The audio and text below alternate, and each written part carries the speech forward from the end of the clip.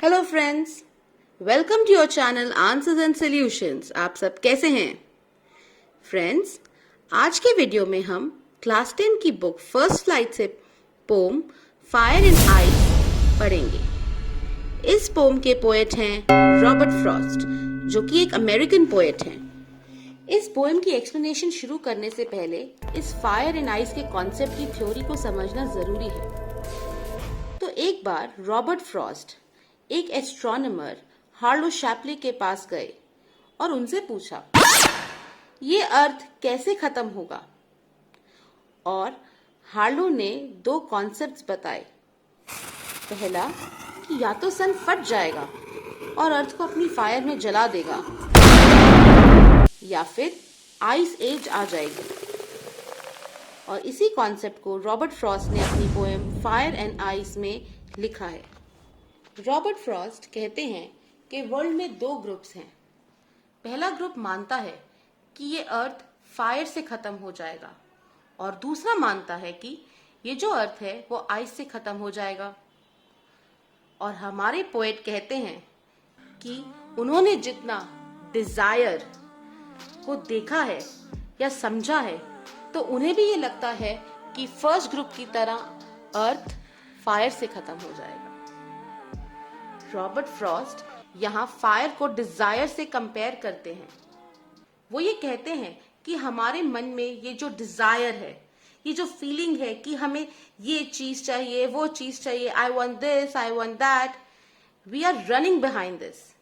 अपनी इस डिजायर को पूरा करने के लिए हम किसी को भी हर्ट कर सकते हैं, किसी भी हद तक हर्ट कर सकते हैं।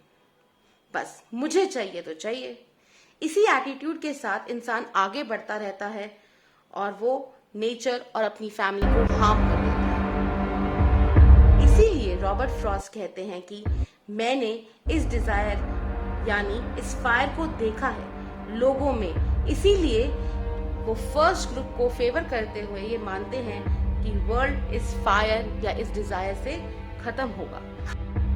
पोम के सेकंड स्टैंजा में रॉबर्ट फ्रॉस्ट ये कहते हैं कि अगर दुनिया को दूसरी बारी पेरिश यानी खत्म होना हो, या अगर दूसरी बारी दुनिया खत्म या पेरिश होगी, तो वो आइस से होगी, यानी आइस एज आएगी। क्योंकि मैंने बहुत सारा हेट भी देखा है।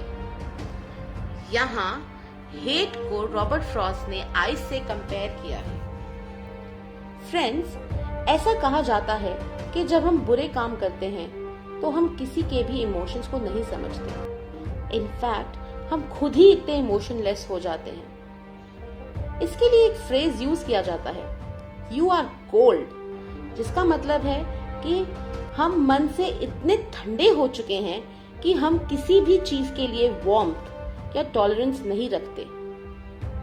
जैसे कि आपने कम्युनिटी में भी देखा होगा, intolerance among relationships, religions, racial intolerance, हर जगह हेट्रेड क्रिएटेड है। तो इसी हेट्रेड की वजह से रॉबर्ट फ्रॉस्ट कहते हैं कि अगर दूसरी बारी वर्ल्ड खत्म हुआ तो हेट्रेड की यानी आइस की वजह से खत्म या पेरिश हो जाएगा। रॉबर्ट फ्रॉस्ट हमें इस पोएम के थ्रू कहते हैं कि दो चीजें हैं जिन्हें हमें हमारे हार्ट से निकालना पड़ेगा। First is desire and second is hatred.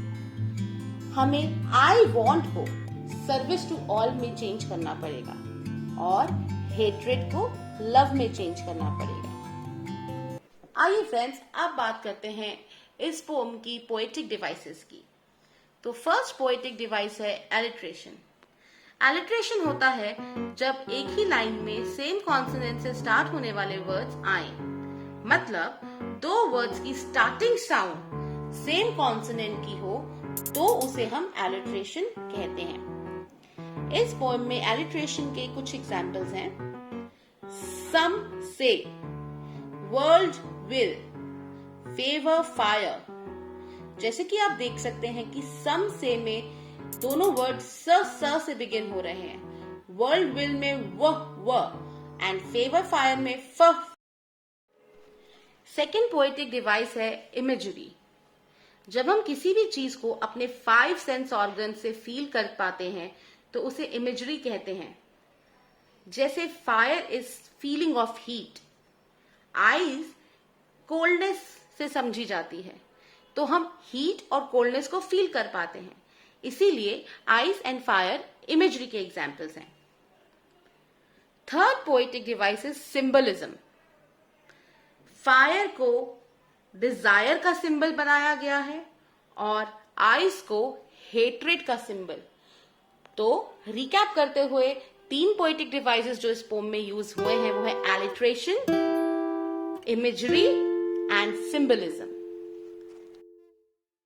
Hello friends, अब आप सबके लिए एक नया सरप्राइज है।